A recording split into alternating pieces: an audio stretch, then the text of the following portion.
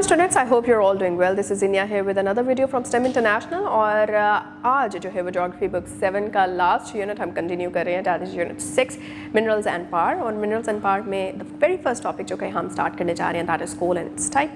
Coal and its type का समझेंगे, especially the types which are found in Pakistan. उसके साथ साथ फिर हम और भी चीज़ें देखेंगे जिस तरह के what are the challenges which come up with जब हम fossil fuels की जो एक अपनी सारी इंडस्ट्रीज fossil fuels के ऊपर जो है वो फोकस करते हैं, and if we have any particular alternative present जिनको हम as a problem solver अपने focus में लेकर आ सकते हैं.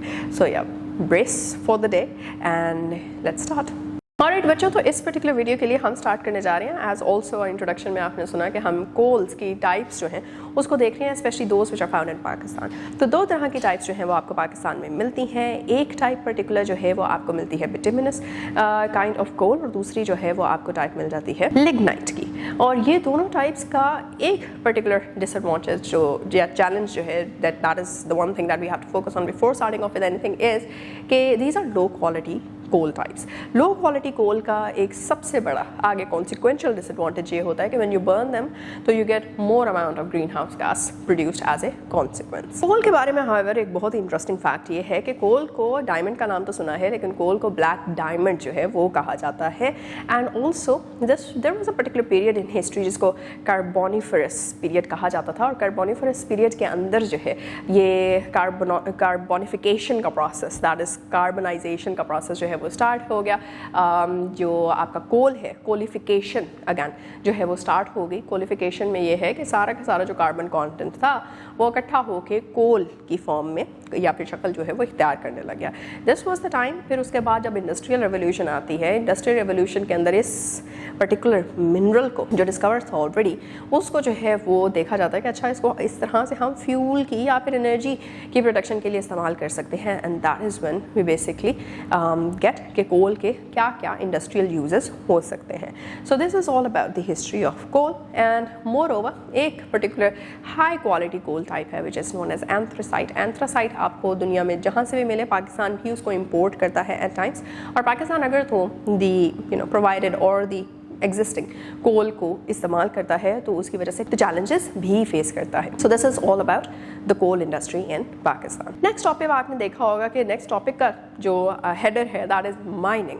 माइनिंग के बारे में पढ़ना क्यों इंपॉर्टेंट है इज बिकॉज मिनरल्स को, अब चाहे वो कोल है या कोई और भी मिनरल है, तो उसको अर्थ में से एक्सट्रैक्ट करने का तरीका जो प्राइमरी तरीका है वो माइनिंग का ही तरीका है. माइनिंग की अपनी जो है वो ढेर सारी टाइप्स आ जाती है. माइनिंग का अपना मतलब है टू डिग इन. यस, तो आप जो है वो अर्थ की क्रस्ट में या फिर अपने लैंड का जो आपका जो भी पीस है उसमें आप डिगिंग कर रहे होते हैं, और डिगिंग करके जो है वो आप पर्टिकुलर मिनरल तक पहुंचते हैं और फिर उसको वहाँ से एक्सट्रैक्ट कर लेते हैं. माइनिंग की कई ढेर सारी टाइप्स हैं.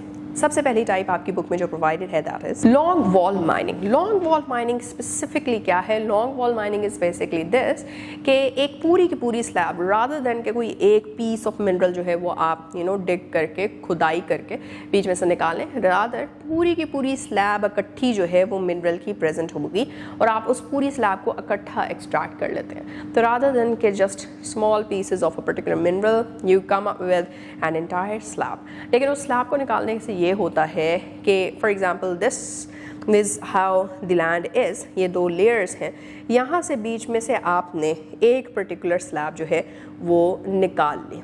सो व्हाट हैपेंस इज़ कि ये जो ऊपर की स्लैब इसमें है वो नीचे को गिर जाएगी, right. So this is how जो लैंड की अपनी जो एक इंटेग्रिटी होती है वो बेसिकली डिस्टर्ब हो जाती है.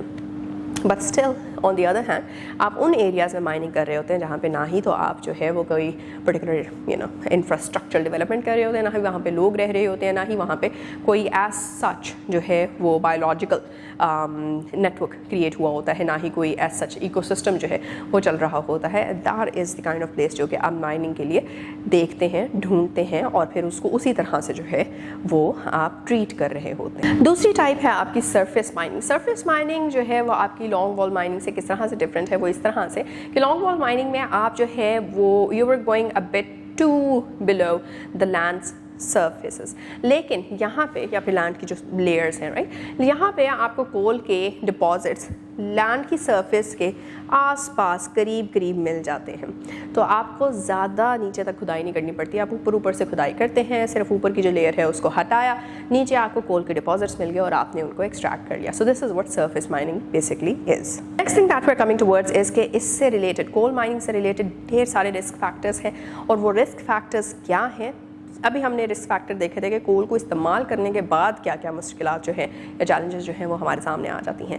Risk factors during coal mining ये है कि जब आप वो प्रोसेस कर रहे हैं जिसके अंदर आप एक्सट्रैक्शन कर रहे हैं बेसिकली कोल की, उस प्रोसेस के दरमियान या उस प्रोसेस के थ्रू आपको क्या क्या इशूज़ जो हैं या चैलेंजेस जो हैं उसमें आते हैं फेस करने को. तो the very first one is environmental pollution. Environmental pollution कैसे जो है वो यहाँ पे आ जाती है? एनवायरमेंटल पोल्यूशन इस तरह से क्योंकि when you are digging through the lands surface, तो जितना भी आपका वहाँ पे सैंड थी या फिर जो अपर सरफेस थी वो सारी इरोड हो रही है और वो विंड के साथ जो है वो उठ के बाकी एरियाज़ में जा रही है और वो सारी की सारी एयर पोल्यूशन बेसिकली कॉज कर रही है. More when you are mining, when you are digging through the land surface और द क्रस्ट और द लेयर्स, तो कहीं ना कहीं कोई ना कोई पॉइजनस गैस का रिजर्वॉयर जो है वो भी हो सकता है. वो टैप इन हो जाए तो उसकी वजह से पॉइजनस गैस जो है वो आपकी एयर में स्केप हो सकती है एटमॉस्फेयर में, और वो वहाँ से wind can carry it to other places जहाँ पे लोग रह रहे हैं, जहाँ पे और कोई लाइफ फॉर्म रह रही है, and it can obviously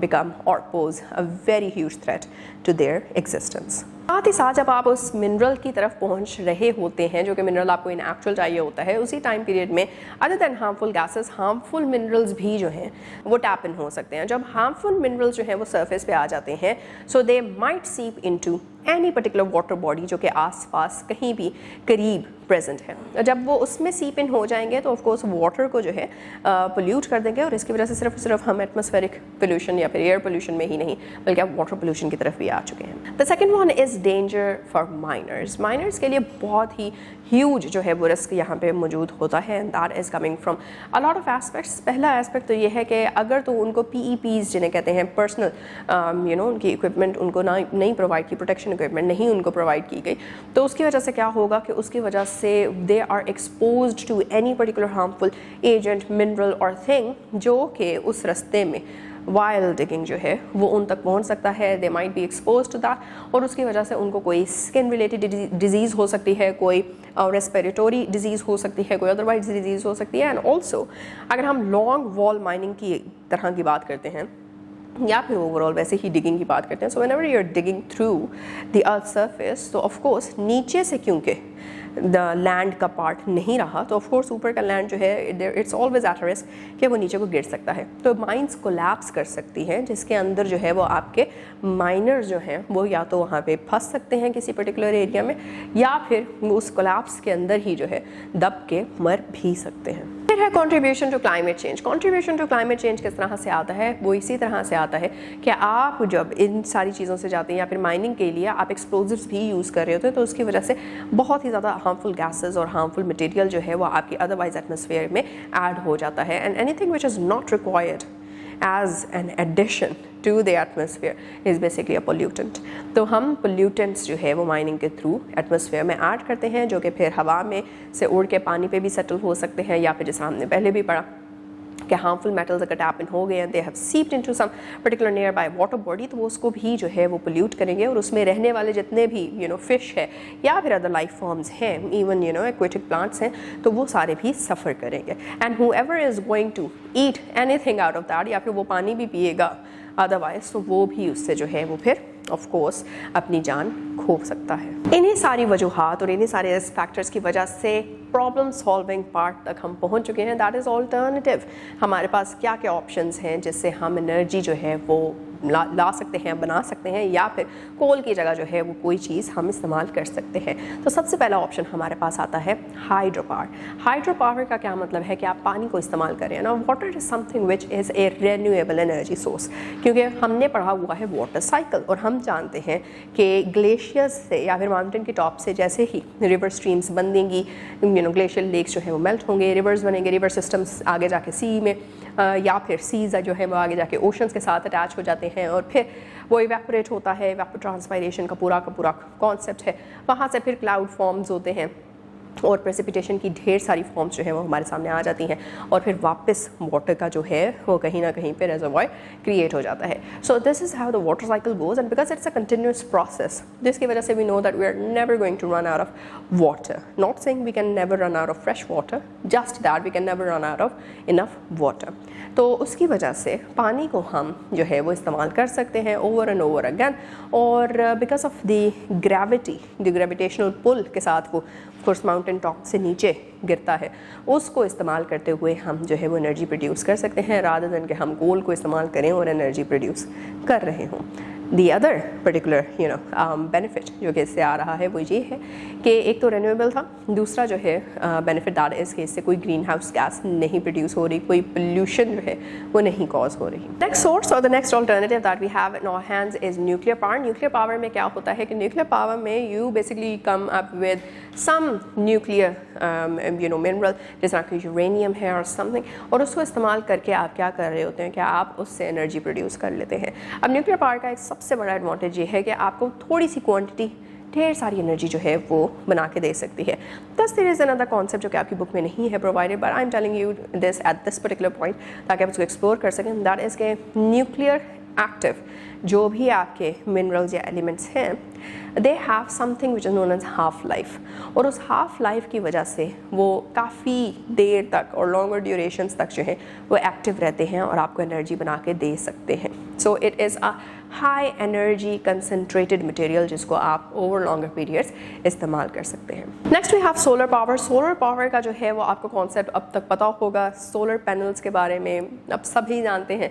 solar panels जो हैं वो इनकरेज भी किए जा रहे हैं, उसकी मार्केट्स भी आज इस्टेब्लिश हो चुकी हैं और उनके पैनल्स जो हैं वो घर घर अब लग चुके हैं. And the basic advantage of this is कि यहाँ पे भी सनलाइट को इस्तेमाल किया जा रहा है as the energy source. Sunlight is something which is again renewable, और ना ही तो उसके अंदर जो है आपको कोई ना कोई ग्रीन हाउस गैस प्रोड्यूस हो रही है या व्हाटसएवर, राइट. और वो ये एक ऐसी सोर्स है जो कि रोज़ आपको मिलनी ही है, तो why not harvest it and produce energy. So this is another way in which we can substitute coal for energy production. फिर आ जाती है हमारी विंड पावर. विंड पावर की क्या बेनिफिट है यहाँ पे? विंड पावर का बेनिफिट ये है कि wind again as it goes around the world, और उसने जो है वो अपने करंट्स जो है उसको बरकरार रखना है, तो ऑफ कोर्स विंड इटसेल्फ जो है वो कभी भी रन आउट होने वाली कोई भी चीज़ नहीं है. So it's a renewable energy source, और इसको इस्तेमाल करके जो आपकी विंड मिल्स होती हैं उनको जो है इंस्टॉल किया जा सकता है, and those wind mills can thus produce energy, वही एनर्जी और बल्कि ज़्यादा energy as compare to coal itself. But इसके अंदर एक चीज़ जिसकी जो है वो बहुत ही ज़्यादा आपको ध्यान रखना पड़ता है वो ये है कि विंड मिल्स, क्योंकि वो इतनी बड़े बड़े स्ट्रक्चर्स होते हैं, उनको हर जगह नहीं लगाया जा सकता. एंड प्लस ऐसी जगह तो बिल्कुल भी नहीं लगाया जा सकता यहाँ पे अदरवाइज़ जो है वो आपकी कंस्ट्रक्शन है, अदरवाइज़ जो है वो आपकी एक्टिविटीज़ चल रही हैं. इनके लिए आपको विंड फार्म्स चाहिए होते हैं, वो एरियाज़ जो कि खाली हैं, जो कि बैरन हैं और वहाँ पे विंड का प्रेशर बहुत हाई है, there is no such obstruction in this way, वहाँ पे आप इनको जो है वो इस्तेमाल कर सकते हैं. Most of the areas in Balochistan are basically very much the kind of areas जो कि इस पर्टिकुलर एनर्जी के लिए जो है वो उसकी रिक्वायरमेंट्स को सेटिस्फाई कर रहे हो. तो coming from all of it, importance of these alternative sources of energy वो यही है, इको फ्रेंडली है, आपको ग्रीन हाउस गैस की प्रोडक्शन नहीं है, आपको क्लाइमेट चेंज का जो है वो डर नहीं है, और मोर ओवर इसके साथ साथ आपको क्या जो है वो बेनिफिट मिल रहा है वो ये कि आपकी ये वो वाली सोर्सेज हैं जो कि कभी भी रन आउट नहीं होंगी. So you don't have that risk and your heads कि अच्छा I can use it for the next 5, 10 और 20 ईयर्स और उसके बाद जो है I will not have these reservoirs to use again.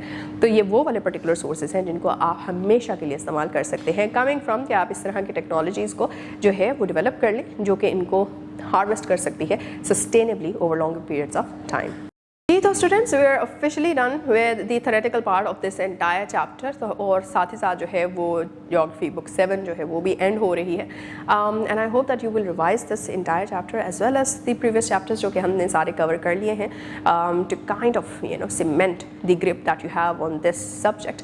और मिलते हैं in the last video which is the next video, और उसके अंदर हम कवर करेंगे अपनी exercise of this particular unit. And yep till then take care. अल्लाह हाफिज़.